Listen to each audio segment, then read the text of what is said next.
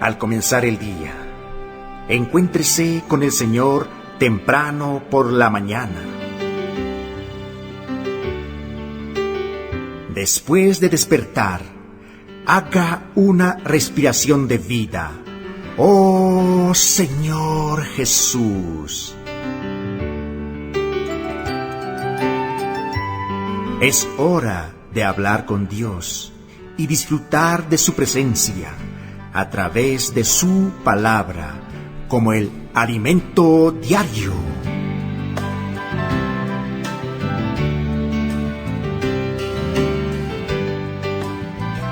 Queridos amigos oyentes, hermanos en Cristo Jesús, para nosotros es un placer estar nuevamente con ustedes, disfrutando de la palabra del Señor, de su maravillosa palabra, como nuestro alimento diario. Estamos en la serie Dios nos llama a su reino y gloria. A fin de cuentas, ¿qué detiene al anticristo? Es el título que estamos disfrutando de este nuevo tomo.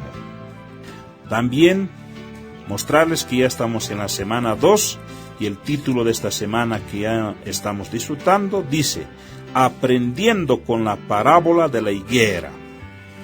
Los versos que hoy vamos a disfrutar, Jeremías capítulo 24, verso 5a y verso 6. Así ha dicho Jehová, Dios de Israel, como estos higos buenos, así miraré a los transportados de Judá, porque pondré mis ojos sobre ellos para bien, y los volveré a esa tierra, y los edificaré, y no los destruiré. Los plantaré, y no los arrancaré. Oh Señor Jesús, gracias Señor por esta maravillosa palabra. Oh Señor Jesús, bendito sea tu nombre Señor. Gracias, Señor, porque tú amas a Israel. Oh, tú los ves, Señor, como esos higos buenos. Oh, Señor Jesús. También bendecimos, amados hermanos, a Israel en este momento. Amén. Jesús es el Señor. Un resumen de la historia contemporánea de Israel. Es necesario que conozcamos la historia de Israel. La nación de Israel fue extinguida en el siglo I, en la época del Imperio Romano, en el año 70 después de Cristo. El hijo del emperador Vespasiano, el príncipe Tito, destruyó Jerusalén y el templo. En el siglo I, los judíos fueron expulsados de Jerusalén, de su tierra, y la nación de Israel se exterminó. A partir de aquel momento comenzó el largo invierno de la nación de Israel, el cual duró casi 2000 años de diáspora, dispersión o de exilio, al cual los judíos lo llaman Galut. Es un gran sufrimiento para un pueblo vivir tanto tiempo sin nación, sin país, deambulando por todos los rincones. Ellos vivieron entre muchos pueblos y en medio de mucha incomprensión, desprecio, perjuicio y muchas veces odio. El sentimiento de ellos era de impotencia por no tener una nación que los defendiera. También estaban sujetos a la muerte, expulsiones y las privaciones de sus derechos. Todo eso obligó al pueblo judío a vivir errante de nación en nación. Asimismo, en su historia hay un periodo en el que Hitler exterminó a 6 millones de judíos.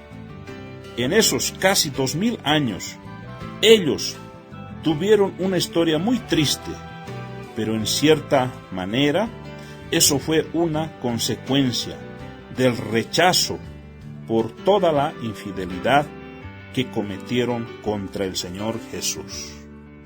Después de vivir de esa manera por casi 2000 años, los judíos querían volver a su tierra, la tierra histórica relatada en la Biblia.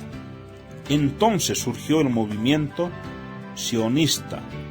El sionismo es un movimiento que lucha para que los judíos tengan autodeterminación en su tierra histórica, en su tierra bíblica, que va desde el mar Mediterráneo hasta el lado oriente del río Jordán. En 1917, Arthur Balfour, un político británico que fue ministro de Relaciones Exteriores en Inglaterra, envió una declaración a Lord Bronsfield, un banquero judío que fue uno de los principales impulsores del sionismo. Balfour luchaba para que el pueblo judío volviera a tener en su tierra histórica su autodeterminación. Esa declaración se hizo conocida como la Declaración de Balfour, que apoyaba la creación de un hogar para los hebreos en Palestina.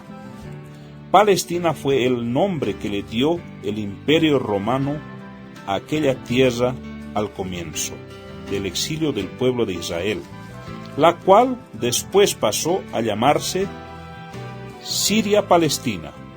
Todo eso ocurrió en medio de la Primera Guerra Mundial. Cuando terminó la guerra, el territorio al cual Israel quería regresar estaba bajo el dominio del Imperio Otomano. Sin embargo, al final de la Primera Guerra Mundial, el Imperio Otomano se desplomó y se disolvió. Entonces la Liga de las Naciones después se convirtió en la Organización de las Naciones Unidas, ONU. Designó a Inglaterra para cuidar de aquel territorio, que sería hoy Israel, Jordania, Cisjordania y Gaza. A partir de 1920, más judíos volvieron a aquella tierra. La inmigración llegó a casi 100.000 judíos, cambiando la forma de vida en la región, que era mayormente ocupada por los árabes. Los países musulmanes vecinos no querían que los palestinos se quedaran en un segundo plano. Por eso hubo una reacción de la población. Eso hizo que los británicos detuvieran la inmigración, justamente en el tiempo que Hitler perseguía a los judíos, los cuales no pudieron regresar a su propia tierra. Finalmente, la higuera volvió a florecer cuando se creó el Estado de Israel, con base en una resolución votada por la ONU el día 29 de noviembre de 1947, la cual aprobó la división de Palestina en dos estados, un estado judío y un estado árabe. En aquella época vivían allí 1.3 millones de árabes y 600.000 judíos. El diplomático brasilero Osvaldo Arana hizo la diferencia en ese proceso. Él hizo la negociación para que se creara el Estado de Israel. Fue el jefe de la delegación brasilera enviada a la ONU, presidente de la primera sesión especial de la Asamblea General en 1947 y aplazó la votación 3 días para lograr la aprobación. La resolución de la ONU fue rechazada por los países árabes vecinos que no aceptaban la creación del Estado de Israel. Esas discusiones sobre la creación del Estado de Israel duraron cerca de un año, y entonces el día 14 de mayo de 1948, con base en la resolución aprobada por la ONU el año anterior y con la ayuda de Osvaldo Arana, Israel declaró su independencia y el Estado de Israel se creó en esa fecha. La respuesta árabe fue inmediata. Al día siguiente, Egipto envió sus fuerzas militares a Siria, Líbano e Irak.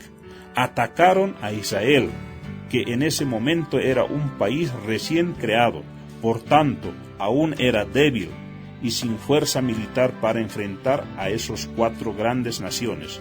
Sin embargo, el Señor estaba con Israel, y la victoria vino al año siguiente, en 1949, para garantizar la supervivencia del nuevo país.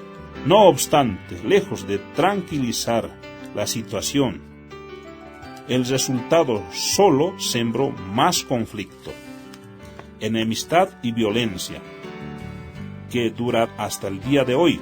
Israel es una nación pequeña que vive en constante tensión y está rodeada de enemigos.